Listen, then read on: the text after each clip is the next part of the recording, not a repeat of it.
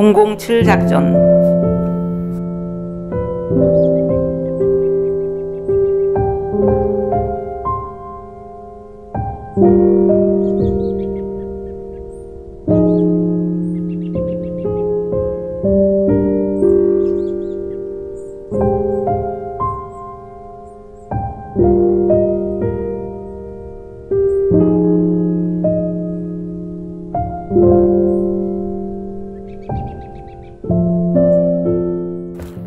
엄마, 아침에 분홍색 이슬이 비쳤어. 딸아이의 문자 메시지가 날라왔습니다. 지난 2015년 12월 15일 아침, 그러니까 10년 전 출산 예정일을 2주 남겨놓은 시점이었죠. 서울대 병원 앞 창경궁 조리원으로 이사를 하고 정리하느라 힘들었나 보다 생각하고 미안한 마음이 들었습니다.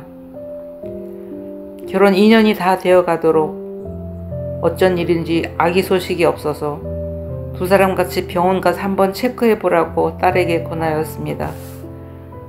그러고 나서 나는 돌아가신 친정엄마의 기일이라 엄마 아빠 두 분이 나란히 누워 계시는 전라도 임실 현충원에 친정 식구들과 가는 중이었죠. 차 안에서 딸의 전화를 받았는데 세상이 무너진 듯 큰 소리로 엉엉 울며 검사 결과를 설명하고 있었습니다.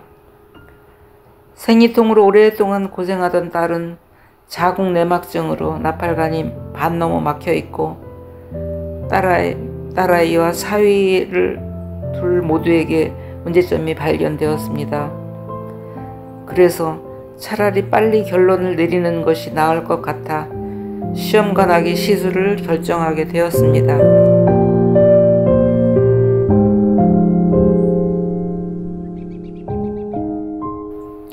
배란을 유도하는 호르몬 요법과 일련의 과정을 몹시 힘들어하며 감내하던 딸아이는 드디어 예쁘게 자란 배아를 자궁 내 이식하게 되었는데 회복실에 누워서 비몽사몽간에 천사의 방문을 맞이했다고 합니다.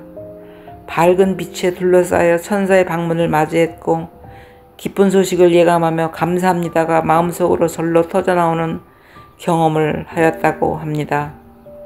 시험관 시술을 한 번에 성공한 것입니다. 수태고지를 위해 방문한 천사를 보고 감동받아 아기의 태명을 천사로 정하였습니다.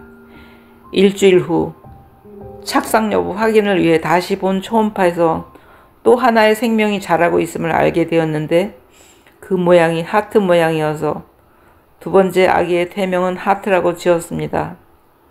천사와 하트, 조금은 특이한 태명을 가진 쌍둥이와 기쁨 2배, 축복 2배의 축하 인사를 받았으나 40주간 힘든 시간을 보내야 하는 딸 생각에 내 마음은 기쁘면서도 안쓰럽게 짝이 없었습니다.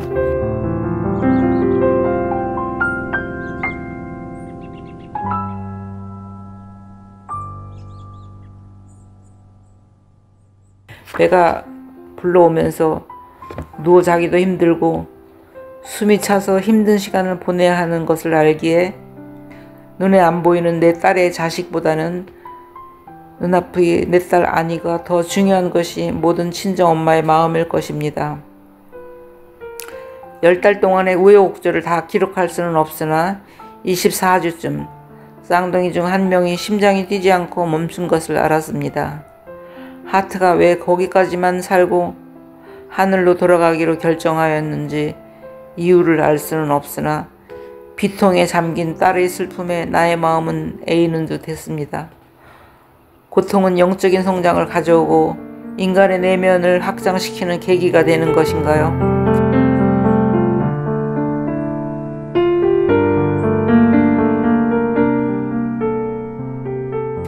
나는 딸을 위로하고 태중의 생명을 보호해 주시기를 하나님께 청하는 기도문을 매일 아침 딸에게 써서 보냈습니다. 조금이라도 위로받고 함께 생명의 주인이신 하나님께 기도하자는 마음이었죠. 나 어릴 적 살던 우리 집 마당 한가운데는 깊은 두레박 우물이 있었습니다. 어머니는 새벽에 일어나자마자 두레박으로 우물물을 길어 올리셨습니다. 집에 새들어 사는 사람들이 엄마보다 먼저 우물을 길어 올리는 것을 싫어하셨습니다. 어느 날 새벽 우연히 장독대에 서서 물 한 그릇 떠놓고 두 손 모아 비는 엄마 모습을 보았습니다. 남편과 자식들을 위해 자신의 한계를 뛰어넘어서는 일에 천지신명께 강구하는 모습이 나의 뇌리에 박혔습니다. 어머니가 내 집 첫 우물을 길어 올리듯 나도 내 영혼의 정화수를 길어 올려 하나님께 새 생명을 지켜달라고 기도하였습니다.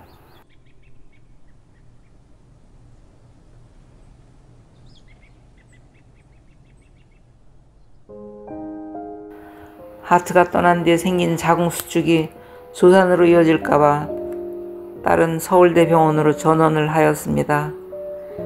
주치의이신 전정관 교수님은 오랜 기간 조산사 협회에서 강의도 해주시고 조산사에 대한 이해가 깊으신 훌륭하신 산부인과 의사이신데 이렇게 또 딸과 인연이 되어 깊은 감사의 고리로 연결되었습니다.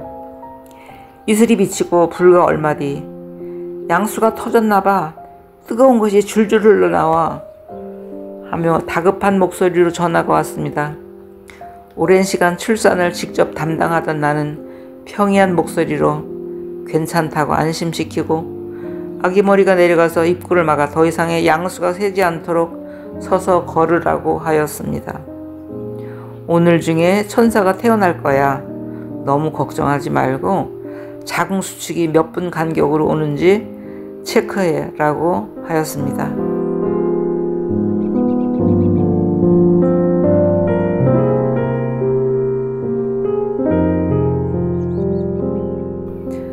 특별한 일이 없다면 자연분만과 모유수유를 하겠다며 야심차게 준비해온 딸이기에 오늘이 이제 출산 디데이가 되나보다 하고 여겼습니다.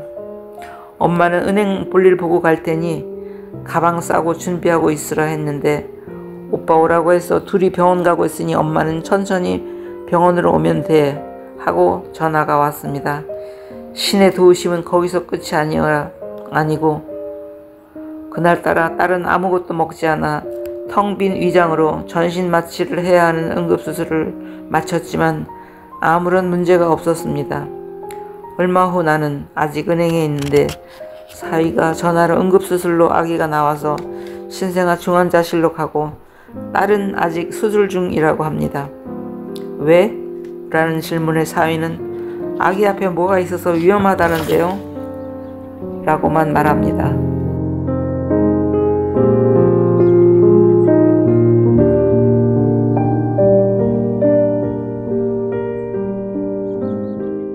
전치태반?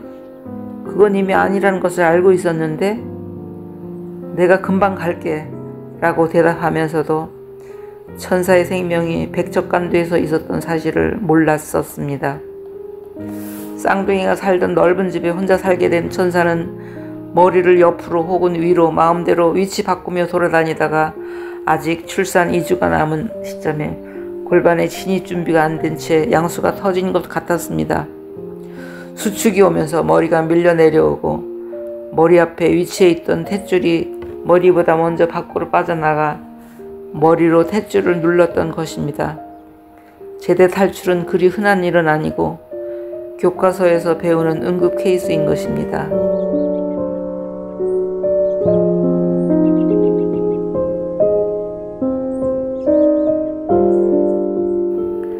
마침 그날 전정관 교수님이 외래 진료 보시는 날인 것도 새벽이나 한밤중이 아닌 대낮인 것도 첫 내진시 제대 탈출을 알아채신 것도 007 작전처럼 응급으로 25분 만에 아기가 나온 것도 심지어 엘리베이터에 탄 사람들 모두 내리라고 하며 산모 머리를 낮춘 자세로 손으로 아기 머리를 밀어 올리며 탯줄로 전달되는 산소가 막히지 않도록 손을 못 빼고 수술실로 옮기고 여러 사람이 달려들어 이 사람은 산모 옷을 벗기고 저 사람은 혈관 찾아서 주사 놓고 각종 모니터 주렁주렁 달고 인큐베이터 준비를 지시할 때에 바로 준비된 것까지도 천운이었다고 말합니다.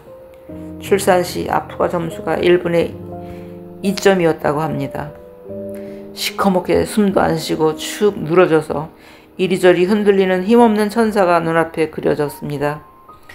대기하던 의사들에게 집중 케어를 받으며 5분의 아프가 8점, 그리고 무엇보다 내 초음파에서 이상 소견 없다고 설명드렸을 때 온 우주에 감사하는 마음이 들어 생명의 주인이신 하나님께 무릎을 꿇지 않을 수가 없었습니다.